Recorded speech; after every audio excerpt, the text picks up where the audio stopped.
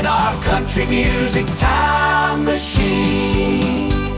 Well, howdy there, everybody. Welcome back to the Country Music Time Machine. This is your old pal, Kevin.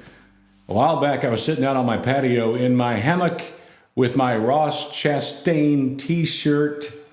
Yeah, let's smash some of those watermelon together.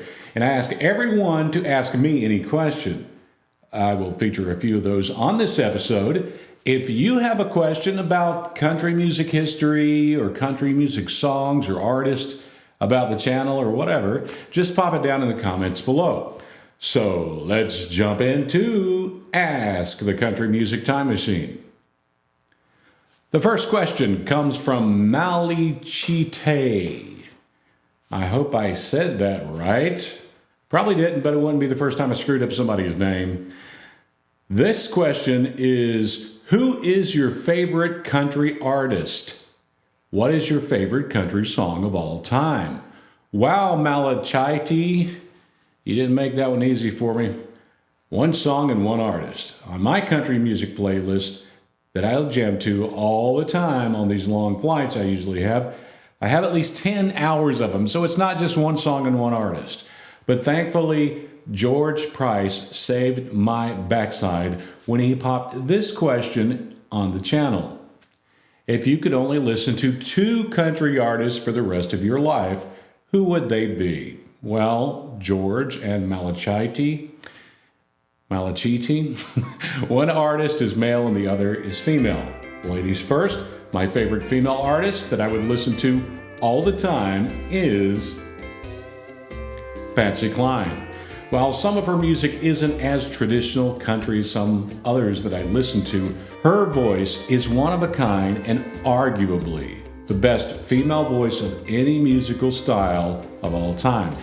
They don't make them like they used to. In this world of female artists named Sexy Red, Taylor Swift, Glorilla, I will take Patsy Cline every day. For my favorite male artist, I have many favorites, including George Strait, George Jones, Johnny Cash, and more, but my favorite male artist is Merle Haggard. I thank my mom for instilling in me the love for Merle Haggard. She played his records all the time when I was just a little young buck running around the house, and his songs, a lot of his songs, are on my daily playlist. Merle sang for the common man, and that is a big reason I love him so much. The next question on Ask the Country Music Time Machine comes from Jacob Martin. Jacob asks, what is your favorite George Strait song? Well, my quick and easy answer is all of them, because everything about George Strait is great. But if I had to only name one of his songs, and only one could be on my playlist, it would be this one, Amarillo by Morning.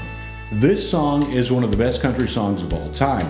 This did not make it to number one in the US for some stupid reason. It did make it to number one in Canada. At least Canada got it right. But I listen to it all the time, and I even listened to it one time while driving through Amarillo, Texas on the way back to Nashville one time. Had those speakers blasting. It was a whole lot of fun. The next question is a very hard one to answer, and I'm not 100% sure I actually have the correct answer for this one. This question comes from BPC 1053.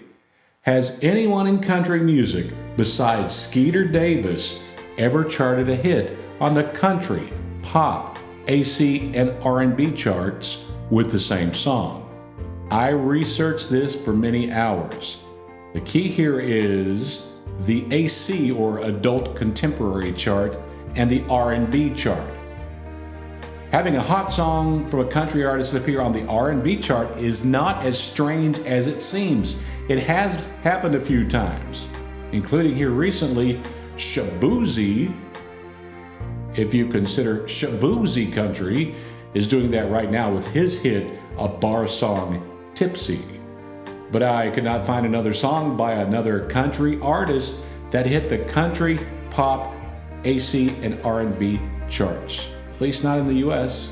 Maybe I missed it, I don't know.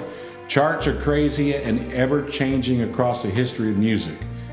Now, BPC 1053, if you know that Skeeter Davis is not the only one, and you've tricked me, let me know. Show us your evidence down in the comments below, and we'll bring it up again. This one was not a question, but it was a great comment. Marcia Harris says, Vern Gosdin is one of my favorite artists from the past. Very seldom mentioned. Marcia, you are true about that.